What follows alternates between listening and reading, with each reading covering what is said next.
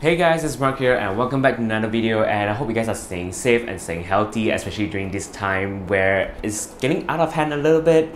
But you know what, I hope you guys are staying home, staying healthy and taking all those precautions whenever you guys are going out. So yeah, so today's video is gonna be a little bit different, especially it's coming to the end of the year and it's already December, which is pretty fast. And yeah, and I'm gonna do what's on my iPhone video, so let's get right into it.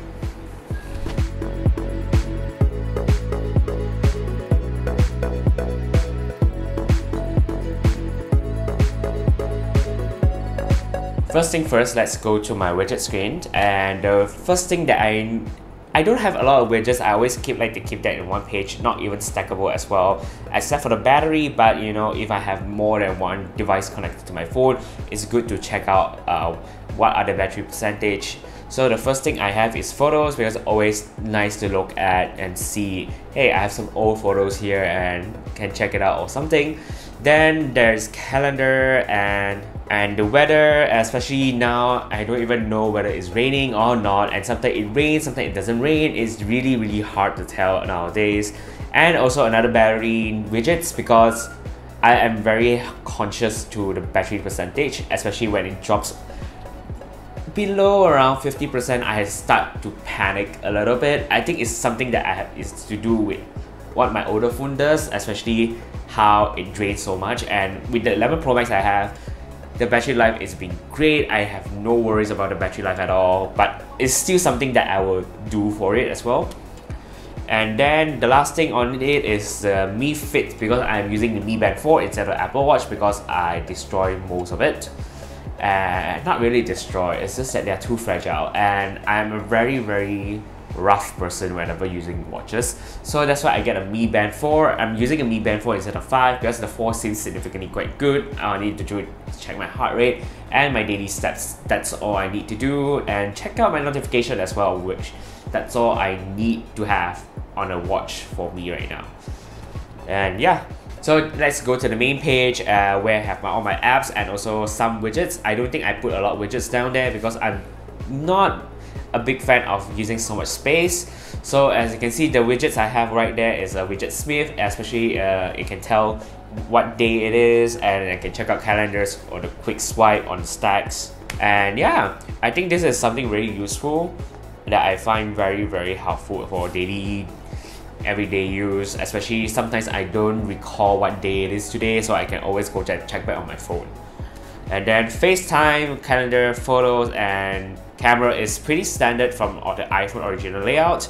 And also my mail app, I have 4 different mail apps because I have several emails that I need to access. Then I use the first main mail app. Then Yahoo is for me to where I keep all my games account, and Gmail and Spark is where I'm doing all my emails for these channels. And then clock and navigation, I always use Google Maps more than Waze, I don't even use Apple Maps because I'm not they are not as accurate as it is as Google Maps. I like Google Maps more because it can tell you which way is the fastest, and also their UI is actually quite simple, and whenever they tell you like you can keep towards this lane so you don't miss the turn, it's actually very useful. And compared to Waze, I find it is a bit more heavier.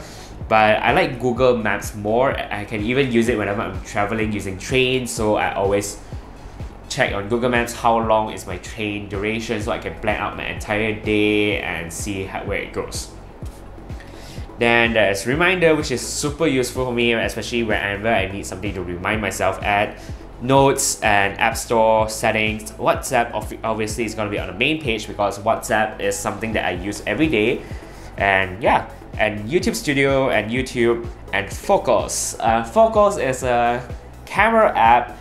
I'm not sure if you guys want me to do a review on it because it's a portrait camera app that is very useful regardless which generation iPhone you have. You download Focus, you can take the portrait mode shots on anything if you want, regardless if you are using an iPhone 7, if you are using an iPhone 8, if it has single lens, or even the SE itself.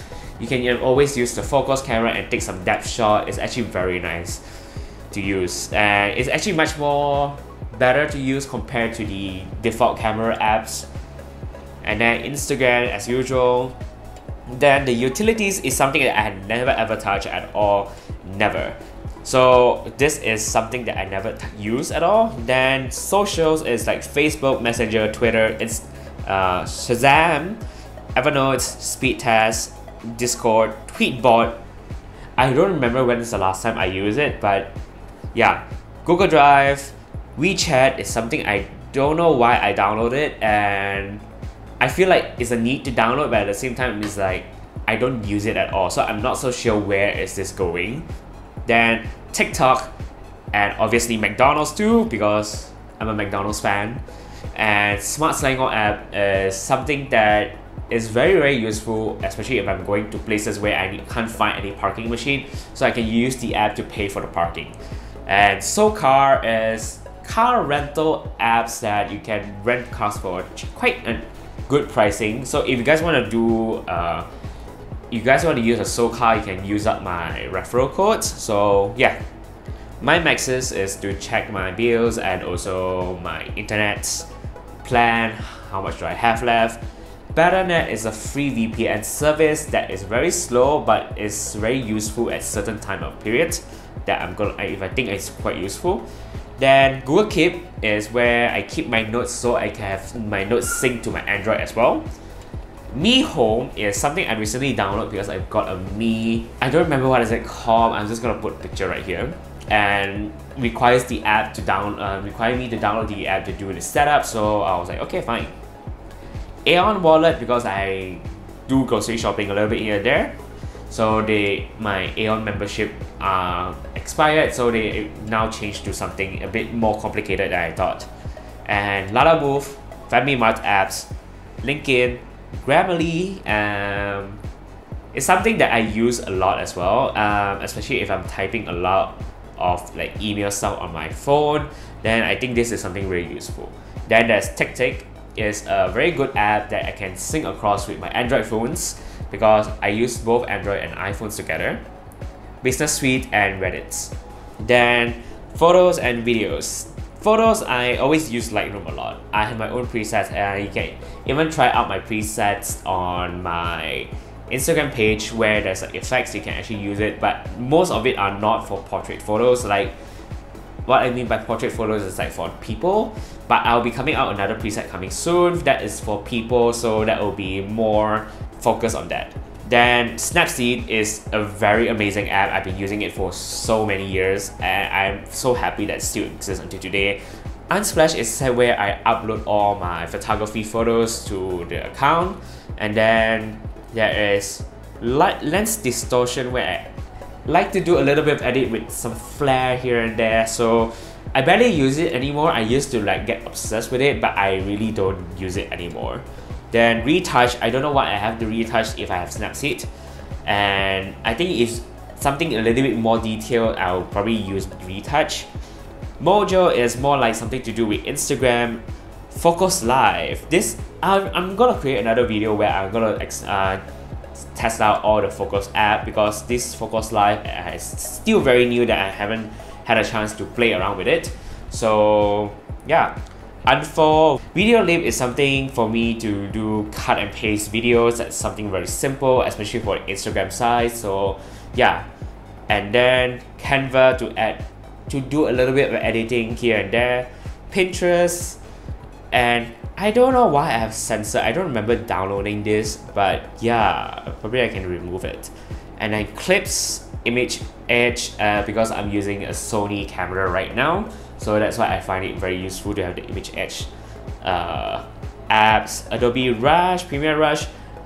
That question my choices of why I download the Premiere Rush as well. The Darkroom is something that I'm very interested to play around with because I heard a lot of good things about it. So I'm just trying to take some time to figure out how it works, how things works as well. So yeah.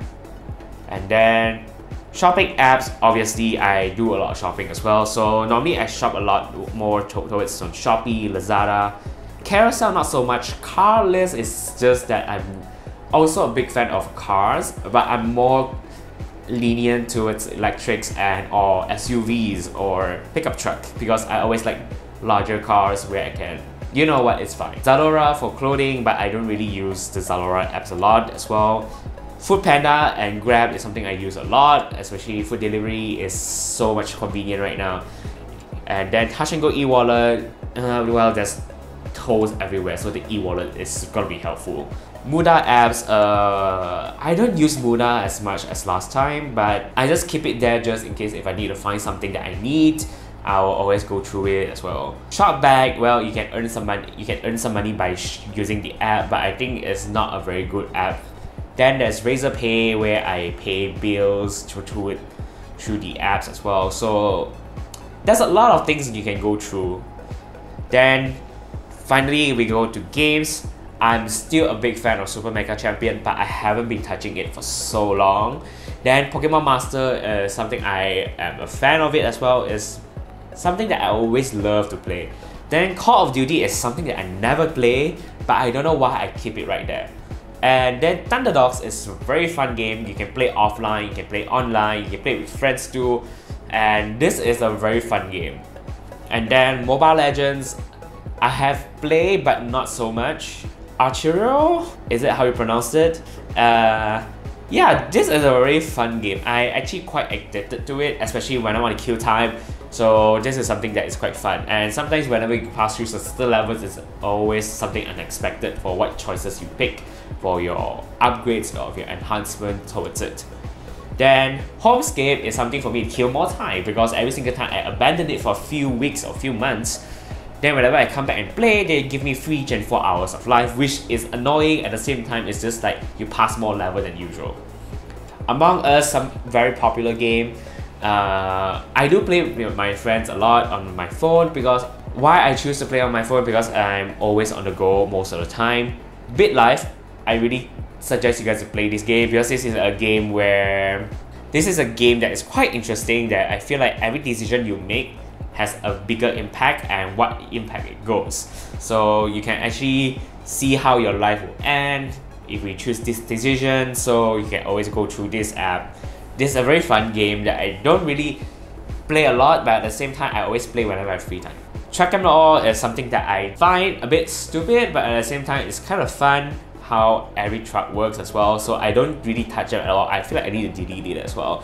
And the reason why I didn't play the Super Mega Champion much more is because of Genshin Impact. It's killing me. I have to play this game almost every day, and I'm not very high rank. I'm still like a rank 35, but I try to grind more and more. Then after that, if I rank up to another world, I feel it's much more easier for me to kill all those Hilichurls.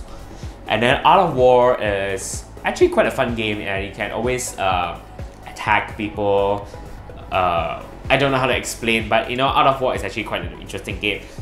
Idle Supermarket is something I played for so many years and haven't gotten into it as well. And also, it's a game that I went so far, and every updates they always make it even further and further. So I feel like I should stop, but I'm just gonna leave it there, because sometimes you might not know when you're bored or anything, you can always play it on. Then Pokerade and Poker Genie is something for Pokemon Go's, and the Hashtag Drive is a fun game. Rush Hour 3D is amazing as well. I never thought the game was like very fun, but do note that Rush Hour 3D has a lot of ads, so if you guys want to play without the ads, you guys have to turn on the airplane mode, so you guys can enjoy the one without the ads. And Wild Rift, obviously. Then the Yu-Gi-Oh! Duel Links. I love Yu-Gi-Oh! I grew up with Yu-Gi-Oh! I always love them. And then finances is all the banks that I use. Next one is to Telegram. Pokemon Go, if you follow me on my Instagram, I post a lot of Pokemon Go stuff and my catches. Sometimes we get shiny. I'm so happy I'm able to share to you guys as well. Mi Fits, Amulet Arcade is something that I use for streaming games, but I barely use it anymore now. I use it a lot during the whole period where we are on lockdown. So yeah. And Moment Camera app is something that I used to have a lot of Moment products, but I lost some of my Moment products as well. And yeah, I still find the app give you a lot of so much control, what you want to do, what you want to control. It feels like a DSLR control, but at the same time it's on your mobile phone, and you can shoot RAW as well on your on moments. So this is something that I'm very grateful. Shock Arsenal, if you guys know, I play games on my phone a lot. I'm pretty sure you can see from my Super Mega Champion Genshi tends to overheat my iPhone, so I have Shock Arsenal because I got a Black Shark Fun Cooler Pro to cool down my phone so the temperature is fine, can keep the temperature all good. And my suggestion is to check into all the places and also to check in all the updates for, you know, how many numbers has been increased today. This is something very bad to keep up with. At the same time, it's good because you're aware of what's going on in the situation. And fake call is for me to get out of situation most of the time, which is something that I always use since before the smartphone era. I always love having a fake call app that helps a lot, especially getting out of situation. This is something that I always treasure the most. Hootsuite is something where I can cross post on my Facebook page and my Twitter page. Hallmark's movie is just for me to keep a checklist of a movies that I need to watch. I love all Hallmark's Christmas movies. They are really, really amazing. They should be a thing. Then Brave browser, because everything you do in the Brave browser has no ads, is always the best. Then Yippee is something that I downloaded recently to support my friend's artwork and his competition as well. Tenplay is something where I actually watch Australian TV shows and also VLC player there. Yeah, I think probably that's it. And also my reminder app my reminder widgets on the last page. Then for music, I always keep music, Spotify, and podcasts because I listen to podcasts a lot, and also I always listen to a specific artist on Apple Music and also specific artists on Spotify that is not available on both platforms. So I always go through these both. Yeah, I guess probably that's it for my what's on my iPhone video. I really didn't think that this video is going to be very long, but I'm going to cut it as short as possible. Anyhow, thank you guys so much for watching. If you guys have any question on the apps or anything, or even have any suggestion of what apps I should go check it out, do drop me a comment down below. And yeah, that's it. Hope you guys enjoyed the video, and remember to stay safe, stay healthy, and wash your hands. So yeah, and goodbye.